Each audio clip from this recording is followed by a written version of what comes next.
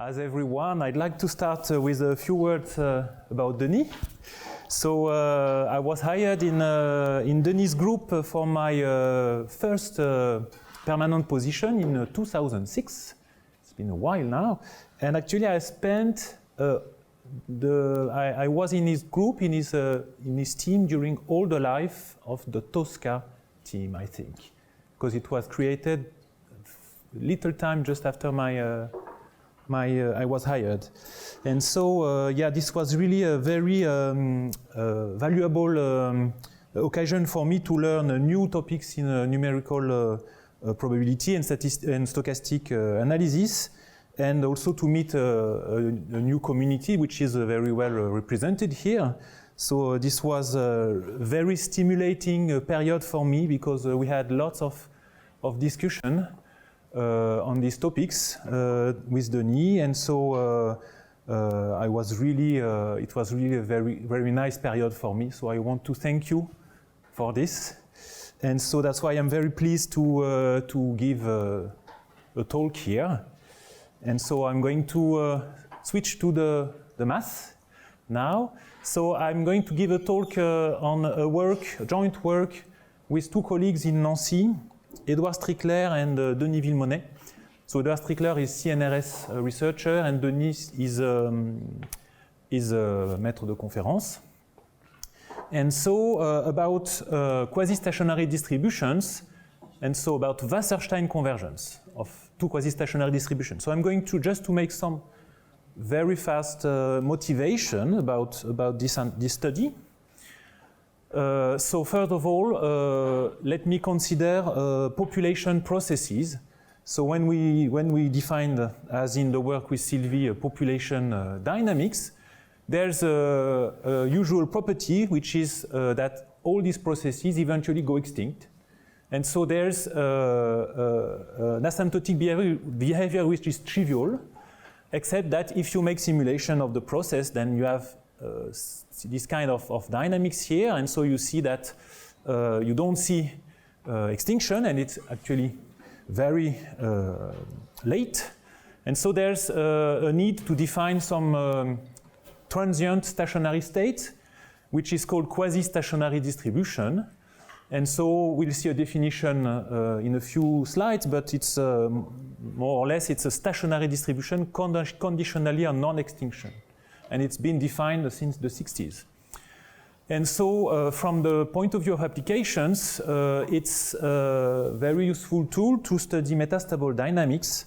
For example, there's the book of Bouvier and then Hollander, but there are lots of references. I'm not going to detail that, because quasi-stationary distribution can describe metastable states before the exit of some potential whale in statistical physics, for example. And it's also used in molecular simulation, so it's also related to metastability, but here it's more from an algorithmic point of view, because there are algorithms that have been developed that actually build upon this notion of quasi-stationary distribution and work because of them. And so it's the case of the parallel replica algorithm developed by Lebris, Lelièvre, Luskin, Perez. And so the idea is to use parallel computing to make faster the exit of metastable state. And there's another motivation. Well, it's just a few motivations. Of course, there are others, but there's this motivation of so-called mortality plateau, which comes from experimental biological experiments. And so the idea is to look at the dependency on the mortality probability, the hazard rate, as it's called, the daily hazard rates of biological populations. So for example, here, this picture is taken from this paper of Carré and al. And so it's for Drosophila. And it's experiments where you look at a large population of Drosophila, and you follow their age, and you count the number of deaths per day, and then you divide by the population size at this day, and so you get a hazard rate that depends on age, on time, here as follows. And so you see some stabilization here of this rate, of this mortality rate. And so it can be interpreted as a quasi-stationary behavior of an internal process in the Drosophila that drive death. So we are going to see that in a few slides. Okay, so enough for the motivation. Now some bibliographical comments. So I'm not going to be very long on that. I just want to say that most of the studies, the theoretical studies of convergence to quasi-stationary distributions are done for total variation distances for absorbed Markov processes. So here's a list, but of course it's not by no means exhaustive. And so there are lots of methods that have been developed. So to mention a few, for example, this paper of Markov makes use of what some people call now two-sided estimates on transition kernels of Markov processes. The paper of Van Dorn studies specifically Burst and Death processes. Okay, I'm not going to say everything. For example, the work of Guillain, Ectou, and Wu focus on hypoelliptic diffusions. And with Denis Villemonnet, we made some general theoretical criteria to ensure convergence in total variation of conditional distributions of Markov processes. Okay, I'm not going to say more about that, but there are lots of methods that have been developed. Whereas, if you look at similar convergence but in Wasserstein distance, there are far fewer references. So here are those that I know. So there's a work of Denis Villemonnet in 2020. William Ossafrin, during his PhD and after, studied some of these questions for specific processes or using Poincaré inequalities criteria. You have a work of Del Moral and Horton focusing on Schrödinger Gaussian processes, and the work of Journel F. Montmarché, and I will come back to that. It's about approximation with particle systems of quasi-stationary distributions and uniform convergence in Wasserstein distance in the number of particles. Okay, so now I'm going to enter into more formal definitions of what I just said. So I'm going to consider either discrete or continuous time Markov processes. Okay, so let me first describe my notations in discrete time. I'm considering a Markov chain Yn in some measurable space.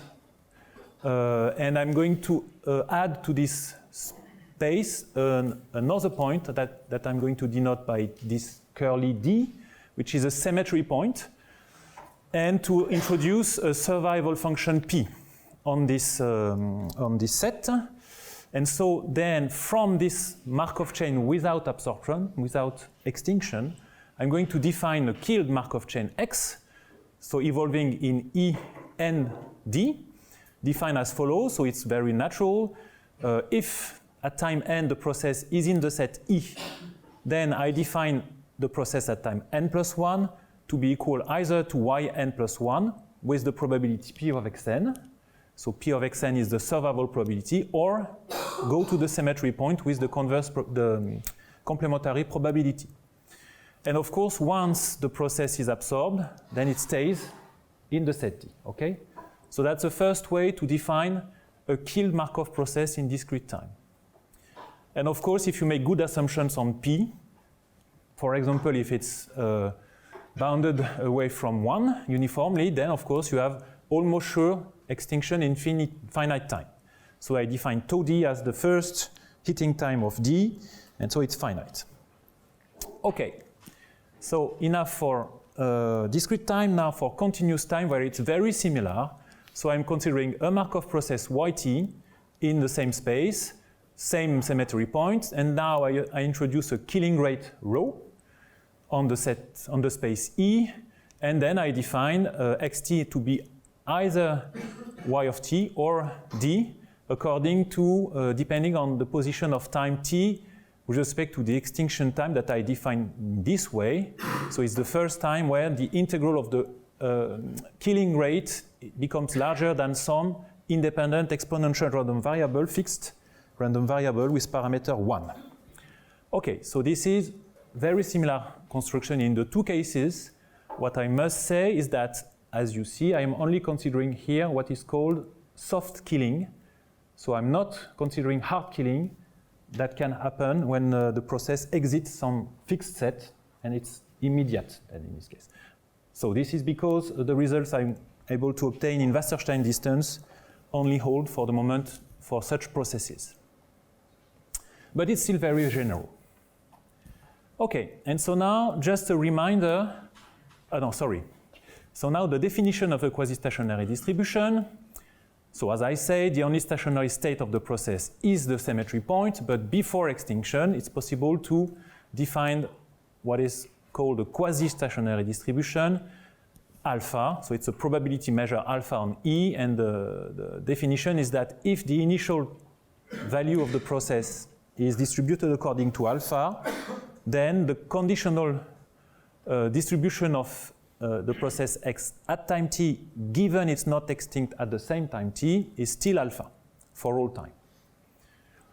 So this is the definition of a quasi-stationary distribution. And so just a very short remark to explain why it's different from the usual stationary notion for processes which are not absorbed.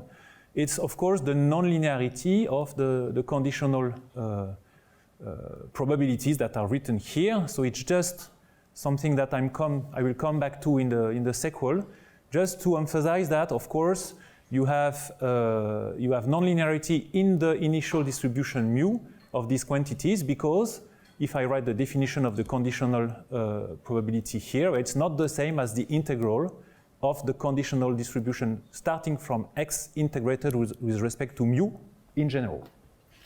Okay, so this is one of the difficulties.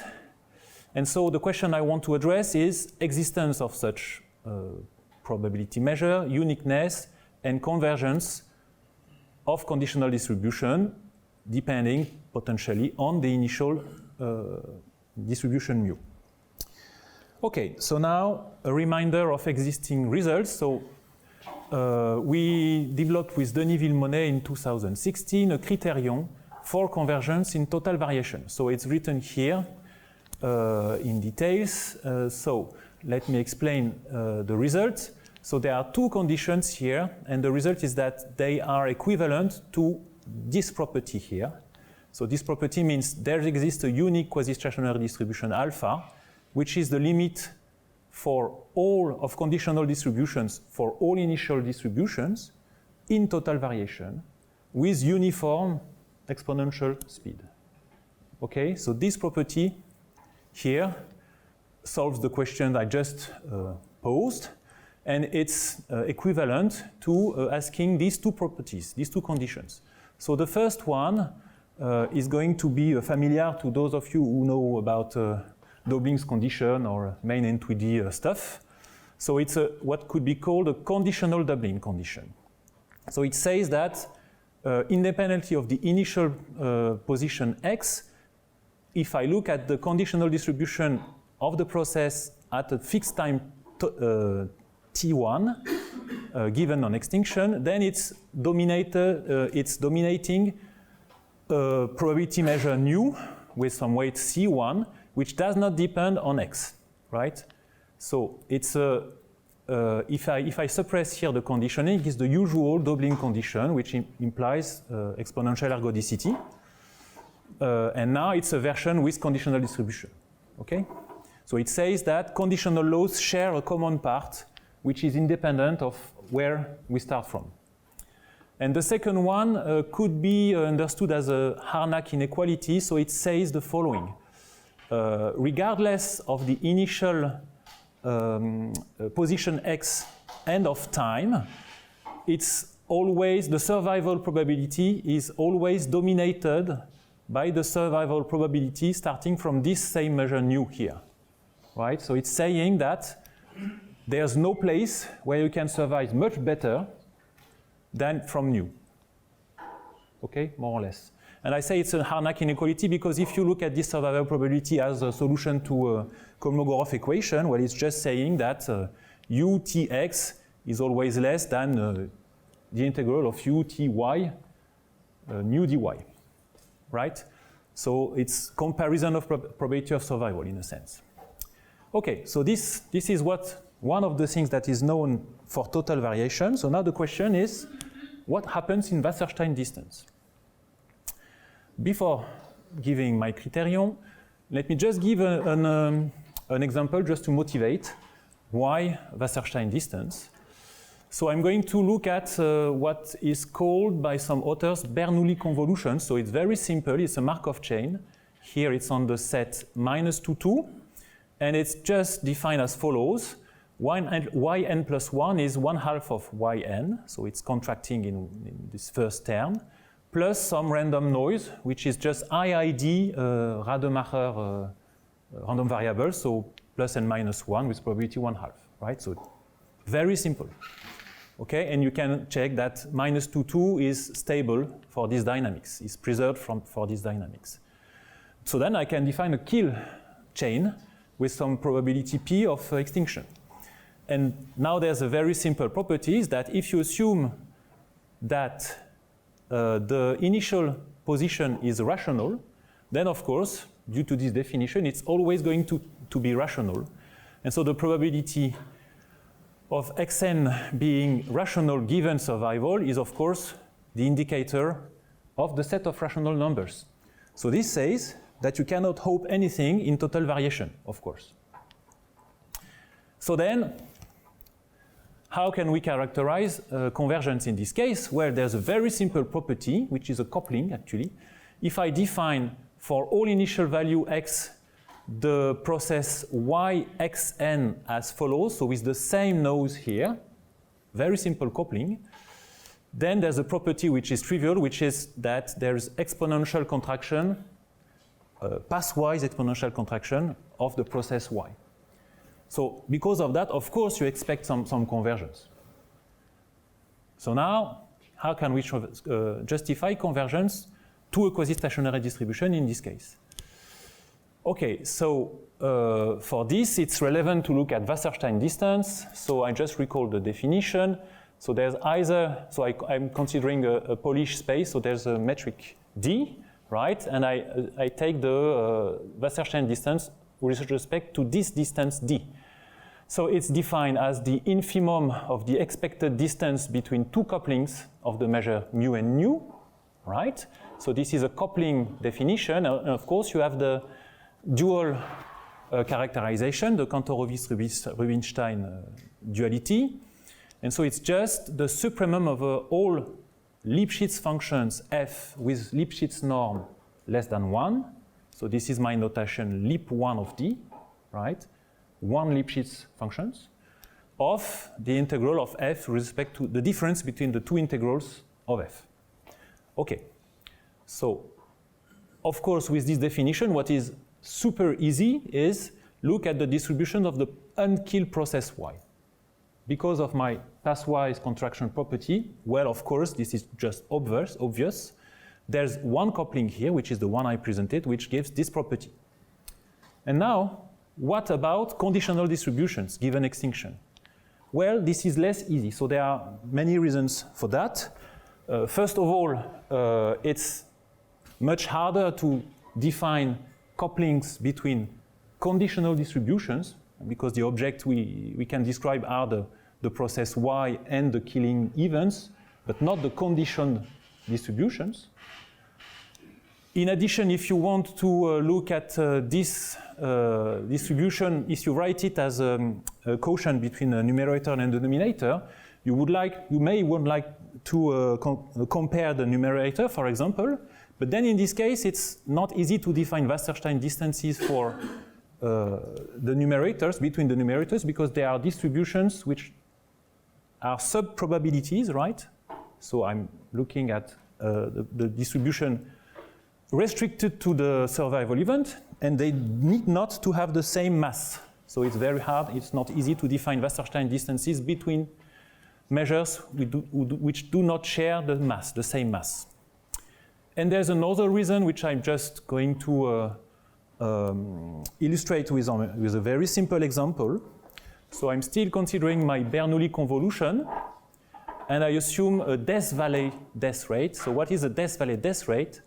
Well, I take as the probability of survival P of x as the absolute value of x over 2. So this is my P of x, right?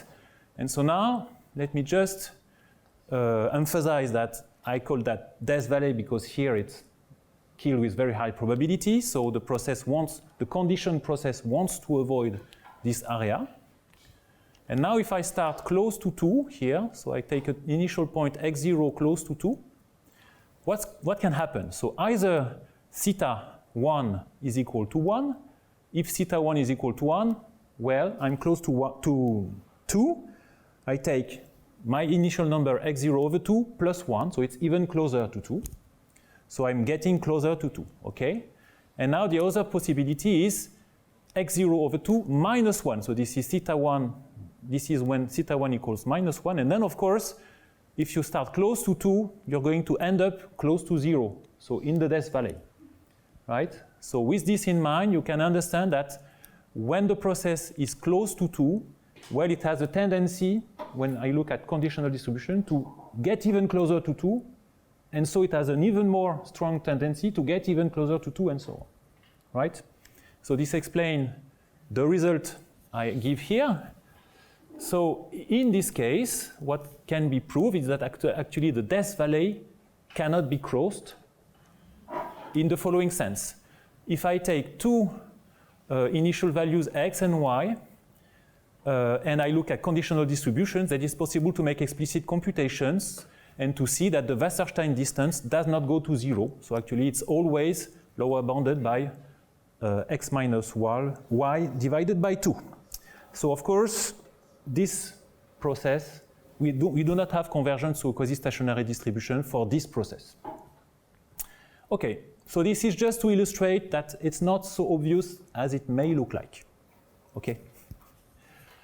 So now let me just state my assumptions. So I recall the setting, right? I'm considering time sets which are either integers or positive real numbers. I consider a Markov process on ED, which is a Polish space. I take a measurable function rho on E, and rho is going to be the killing rate for real times, or for integer times. I'm just going to be consistent, to have only one notation. I'm going to define the probability of survival P as e to the minus rho. This is just more convenient to write it this way.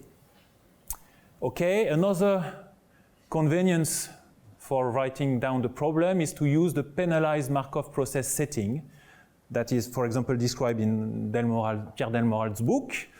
And so it's simply writing the event of survival as a penalization in my process y. So if I look at the distribution of xt given on extinction, I can write it down as the expectation of a penalization zt on the event y belongs to A, and so there's a normalization so that it stays a probability measure. And so this is very classical. So the penalization is either the product of the probability of survivals for discrete time, or just the exponential of minus the integral of the killing rate in continuous time, right? Okay, all this is classical. Okay, so with this in mind, let me state the main assumption we are going to use. So maybe before that, let me come back. Okay, maybe it's easier if I use that. Come back just to remind you what was known in total variation. So I needed two conditions. One, which is a coupling condition in the sense of Dublin, and another one, which is a Harnack inequality. So I'm going to state an assumption which is a natural generalization of the first one for Wasserstein couplings. So I think it's here. Okay, so here is it. Here it is. So first of all, I assume that D is bounded. So the distance is bounded. So in a sense, I'm restricting to compact sets, right? And I assume that the function rho is Lipschitz. So first, these are the first two assumptions. And then there's the coupling property here. So I assume that there exists for all initial pair of initial position x and y, there exists a coupling, which is a Markov coupling, of the process y started from x and the process y started from y, such that if I look at the penalized expected distance between the two processes at time t, penalized with the weight zt associated to the first process, yx, right? And then I normalize it so that it's as usual, right? So in another, it's also possible to interpret this quantity as a conditional expectation of the distance between yx and yy, given that only yx, only the first process is non-extinct, right? So this is exactly what is written here. So the first process extinction time is tau, oh sorry, it should be a tau here, tau xd, and so I condition on survival of the first process. And this should be xt and xt, sorry. Okay, so this is just a way to say that if I look at conditional distribution, there's a tendency of processes to get closer in expectation, but now the question is how to condition. So this is a solution we propose. We condition only on the survival of the first component. And then I assume that it's decreasing exponentially and depends also linearly on the initial distance. And so the main result to obtain under this assumption is the following one. It's that there's a contraction in Wasserstein distance of conditional distributions as I wanted, which is exponential in time, and a contraction in the sense that I have the distance between the Wasserstein distance between the two initial distributions on the left-hand side, right-hand side. Okay, so as a consequence, using standard arguments of compactness of probability distributions, you get that there exists a quasi-stationary distribution alpha that I can put here in the place of this quantity, and so I have the same convergence here, but then alpha is quasi-stationary, and in addition it's unique because if I have another one, of course, this I take as mu the other quasi-stationary distribution, and then I get something which is non-zero here and something which goes to 0 here, right? So there's only one, and it attracts all initial conditions. So in a sense, it's very I mean, it's really the converse of the first result I presented, but in Wasserstein distance. Not the converse, the similar result as the first one I presented, but in Wasserstein distance.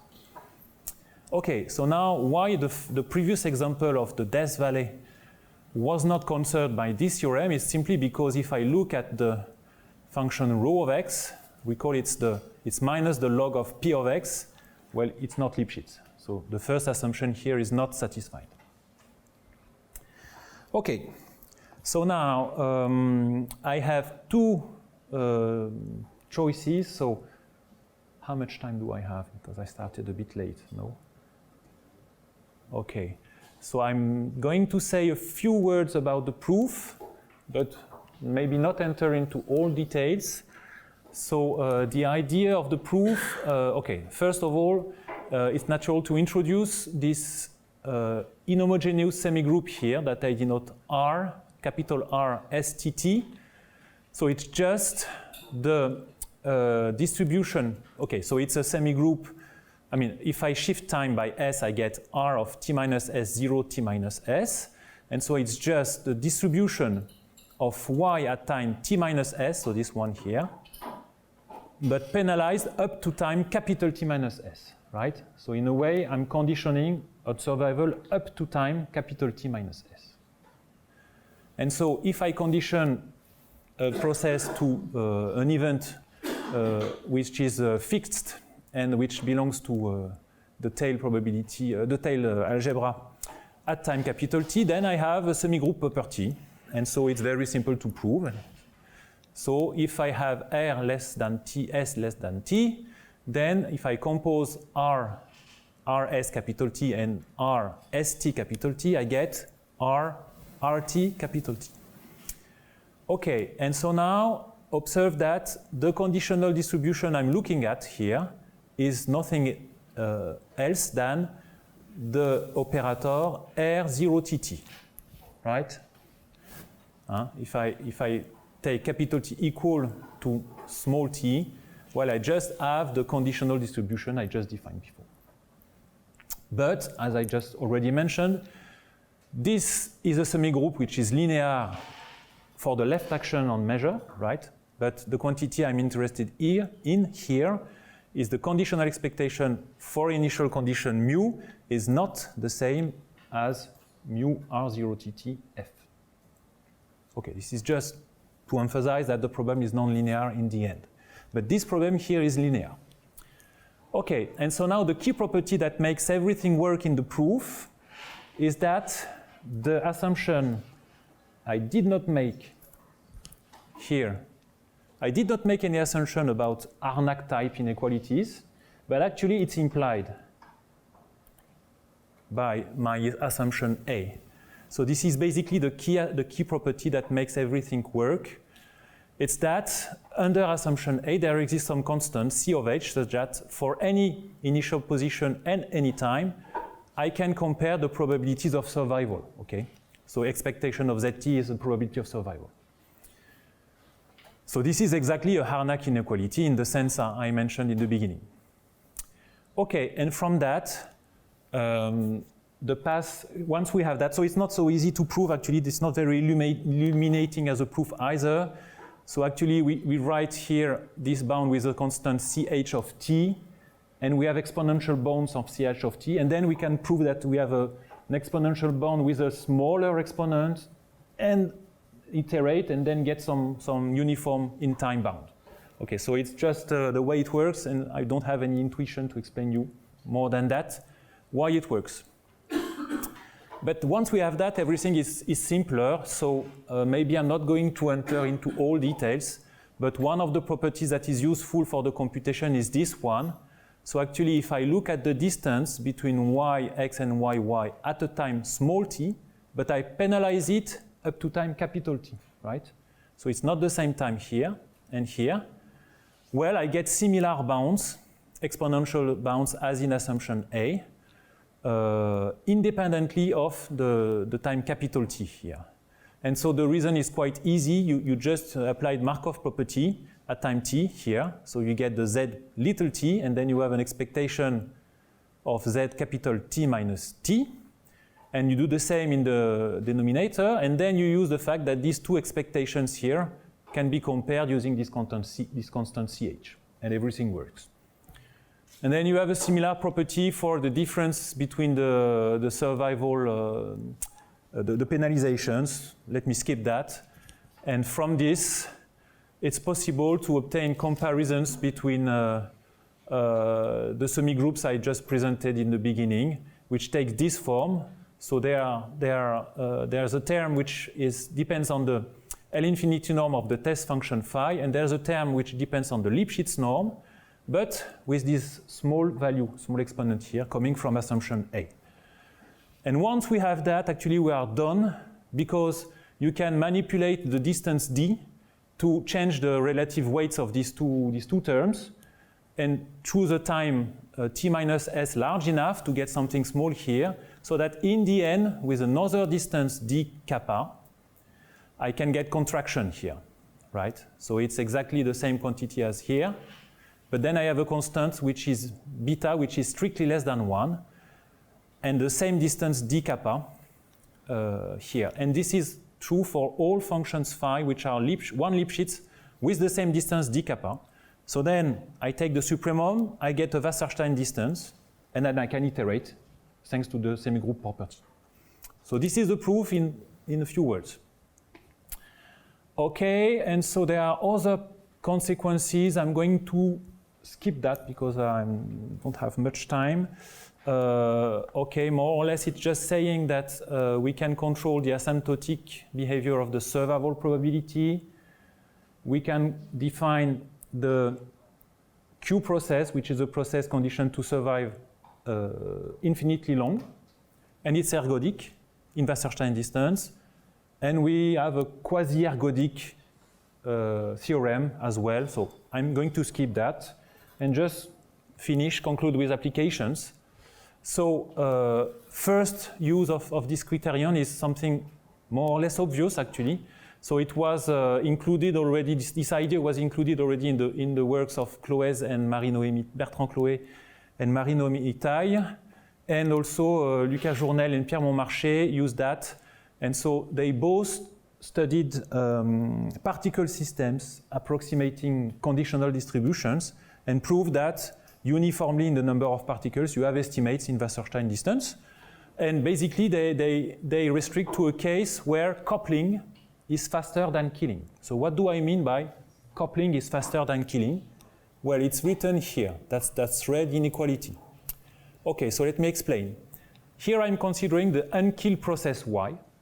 Okay, and I assume that there's a coupling which contracts with some exponential rate gamma. And now this is the rate of coupling, right? And now the rate of killing is so the oscillation is the maximum minus the minimum of the function rho, right? So it's the amplitude of killing, in a sense, of killing rates. And so if I assume that gamma is larger than this quantity, then of course it's completely obvious my condition A is true. And because I put here my zt, where is it? I need to put my zt here and divide by the expectation of zt, but zt is e to the integral of rho. So the quotient is less than e to the oscillation of rho times t, and so everything is fine, right? Okay, and so this is a case where it's obvious, it works. So that's nice because we recover these results. But actually we can be a bit more precise in a sense. So we can also try to improve criteria that have been proposed by Denis Villemonnet in 2020, and it's a more local version of the previous one. So if I assume that I have constructed a Markov coupling of the two processes with some generator L of C, then formally at least I can compute the time derivative of this conditional expectation here. And okay, what you get is minus rho, which is due to the derivation of this guy here, times d. Then you have, when you derive that, then you get LC of d. And then when you derive the denominator, then you get this guy, and it's a bound here. I put the infinite norm of rho. And so, looking at all these terms, you see that if you assume that this quantity here, so it's the supremum of LC of d of xy divided by d of xy, minus rho, this guy, plus L infinity norm of rho, and if I assume that this supremum is negative, I call it sigma, then what I get is the time derivative of this quantity is less than minus sigma, the same quantity. Right, so grand val, and so it's decreasing exponentially, and that's exactly my assumption A. Except that in this case, the constant Ca is equal to 1, and that means that we have actually immediate coupling in short times, whereas in the previous one, I did not need immediate coupling. We can have a bit of lag. Okay, so it's not very clear how to compare the two criteria, but it's still interesting to recover things that are similar but better than existing results. And so now I can come back to my Bernoulli convolution. So my initial example was this one. If you remember, I recall that we have this very nice property that omega, pathwise we have decreasing distance between two processes with different initial conditions. So again, in this case, condition A is clear, because this time the distance is bounded by something which is non-random, so I put that out of the expectation, and then I get the expectation of z divided by the expectation of z. So 1, and so everything is fine. Again, in this case, it's obvious. So I insist, I need P to be Lipschitz, so the Death Valley example was not in this case. But of course, we can extend that to more general processes. So here's an example of perturbed dynamical systems in a sense. So I assume that yn plus 1 is some function that depends on the parameter theta n plus 1 of yn. So this is one example, one possible example of such function f. But here I can assume more general settings, provided that the Lipschitz norm of the functions f theta are all less than 1. Then we can prove, using large deviations, we can prove this result, which says that more or less, if the probability that this Lipschitz norm is exactly 1 is not too big, then A is going to be true as well. Okay, and my last application is another case where we do not expect to have total variation, convergence in total variation. It's a piecewise deterministic Markov process. So more precisely, it's a so-called switch dynamical system, in the sense that I assume that the environment variable it here is Markov. It's autonomous in a sense. And once we know the environment, then we construct the state of the system as a solution to this ODE, where we switch the vector fields according to IT. And so under assumptions that ensure that these vector fields are contracting, well, we can define some distance. Let me be fast. It's the end of the talk. Some distance for which we can prove that condition A is satisfied, and the coupling we use for this condition A is the classical so-called independent Markov coupling. So it says that as long as the two environments of the two initial conditions are different, I take them independent. Both dynamics are independent, and once the environment reach the same value, then I use the same dynamics, the same environment for both. Okay, and that's all. Thank you very much for your attention.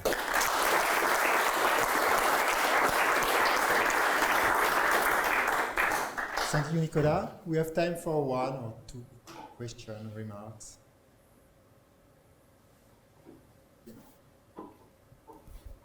Perhaps I have a question about the equivalence properties. So you have an equivalence in the total variation distance. So I have a first question at this point. It's not clear to me why the doubling condition is necessary. And the second question is about the Wasserstein case. Are there some hopes for equivalence properties? Okay, so for the first question, the equivalence is, so actually, if you look at this property here, what you, okay, this is just at the intuitive level, so the proof is a bit more complicated, but if you assume that this is uniform in the initial distribution, then you can take any x here, and what you say is that all, regardless of the initial condition, all these distributions are closed in total variation. So the idea is to look at the infimum measure of all these measures here, and to prove that it has positive weight. So actually, it's not a direct consequence of that, but it's a consequence of Markov property. So you look at the process at time 2, T1, and not only T1, and then you use twice this. Okay, I don't remember all the details, but it's the idea. And then for Harnack, it's a bit more tricky to get that it's necessary. And so now for your second question, so very interesting question. And so actually what can be said is that, of course, this criterion here is not optimal because, as I said in the beginning, I'm only restricting to soft killing. So for hard killing, it's never going to work. This cannot be true because you can assume that you have two initial points close to the boundary, and then if you condition only one to survive, which is the farthest from the boundary, then the other one is going to be not enough penalized, and so it's going to go exit too fast. And so we have, I mean, we cannot really expect to have this property here. So this is a criterion which is well suited for soft killing. So now if you restrict to soft killing, is it equivalent? Again, I don't think so, but here it's because Okay, so we also restrict to compact sets. So probably in compact sets with Lipschitz killing and soft killing, then probably it's equivalent. But if you remove any of these assumptions, probably not. Thank you, Nicolas.